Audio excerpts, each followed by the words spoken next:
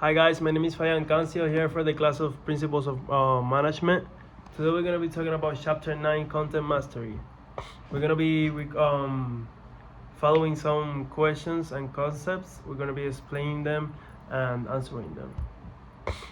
About the decision-making process, also the classic approach, decision-making and administrative approach, and the extensive information and how the managers deal with the decision-making and creative. So starting off, we're gonna be talking about the decision-making process.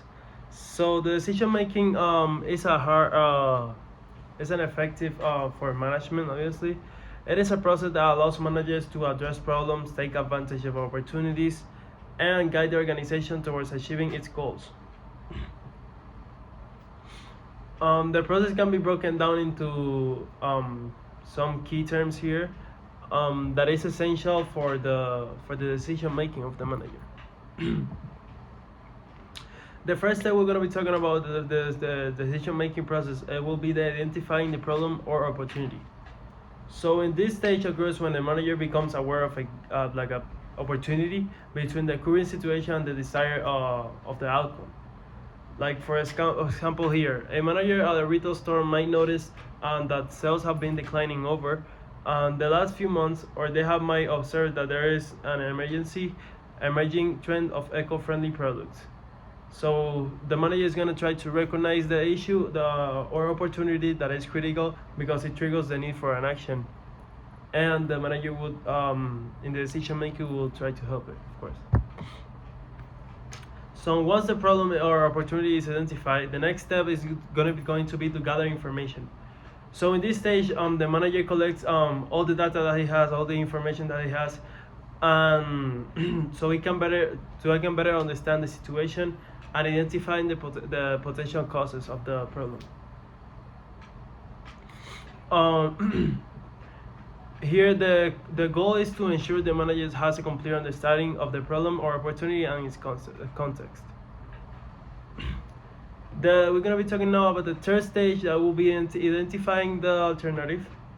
Also, at this point, the manager needs to brainstorm potentials into solutions. So also, you already have the data, you already have the opportunity, now the data, now the identifying the alternative. So what can help you? So there may be several alternatives available. So and each will benefit or it can be a risk also. Is if the company facing declining sales, or alternative might be increased advertising, while another might be to introduce a new product to the line. So it's looking for objects or things that could help that problem cover out and be better. So once the opportunity, the alternatives are identified, now the next stage will be on the next key term will be evaluating the alternatives. So here the manager assesses the pros and cons of each option, considering the factors such as cost, potential impact, resources required, and alignment of the organization goals. In the fifth stage, so we gain the opportunity, the problem. Now we have the data. Then we get the data concluded. We're trying to get to that conclusion now. So in making the fifth stage will be making the decision. So after evaluating all the alternative, about getting all the data, evaluating it, getting like the conclusion for the problem, it will be the decision making process often involves balancing various factors. It could be the cost, the risk, the time, and the alignment with the company values and goals. The next thing will be implementing the decision.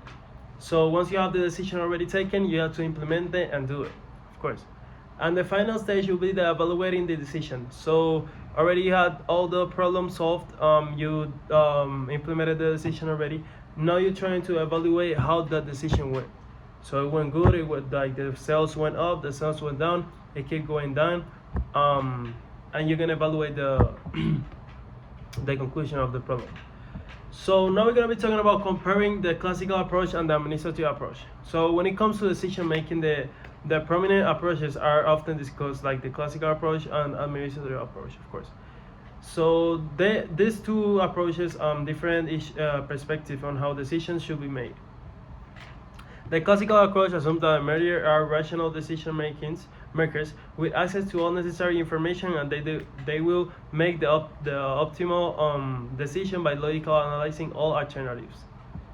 And the administrative approach developed by Herbert Simmons, and that is the knowledge that the decision making in the real world is often more complex and uncertain. So in here, the manager's decision-making style can influence which approach they are more likely to adopt for. So you also have the two, the administrative approach and the classical approach. That is up to the manager's decision-making style. So if it can be the administrative or the classical approach. Now we're gonna be talking about causes of bad decision and improving creative decision making. So even with the access extensive information, managers can still make poor decisions. There are several common causes of bad decisions, such as like cognitive biases, lack of information, the groupthink, and emotional influences. Another factor contributing to bad decision making is the pressure to make quick decisions. So of course, if you have pressure in your back, it obviously will make you think riskier, because you're not thinking with calm, you're not thinking with patience, and then it will be a risk just to take the decision and try to do it by your own.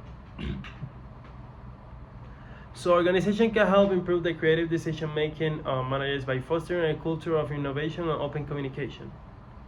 So yeah guys, that's much about chapter 9 content mastery video here for chapter 9 principles of management. Thank you guys.